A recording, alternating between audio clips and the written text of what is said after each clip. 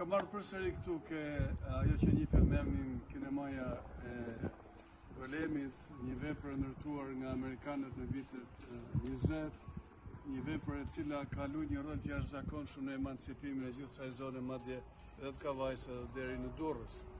Unë vi këtu sepse e ndjej se është një vepër e cila nuk meriton të jetë në këtë gjendje që është sot, në këtë lloj degradimi të qëllimshëm për ta bërë dikur edhe të bezdisshëm për sytë e vizitorëve. Ndërkohë që kjo në fakt është një nga gjërat e rralla të cilat mund të shërbejnë jo vetëm bashkësisë këtu për të treguar historinë se si u zhvillu kjo kodër këtu prej amerikanit Charles Telford Erickson dhe të tjerëve që e pasuan, por edhe si një pikë turistike ndoshta një ditë, meqenëse se ekonomia jonë ka marrë trajtën e zhvillimit të turizmit. Dhe shënoj që ky është investimi i parë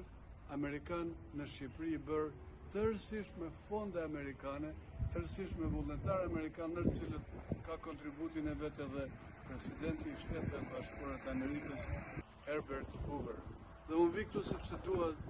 vazhdimisht të nxis nervin e atyre të cilët kanë në dorë, pasi lënë gjërat të degradojnë kështu, por të meremetohen, të rinovohen dhe të ekspozohen si një pasuri e madhe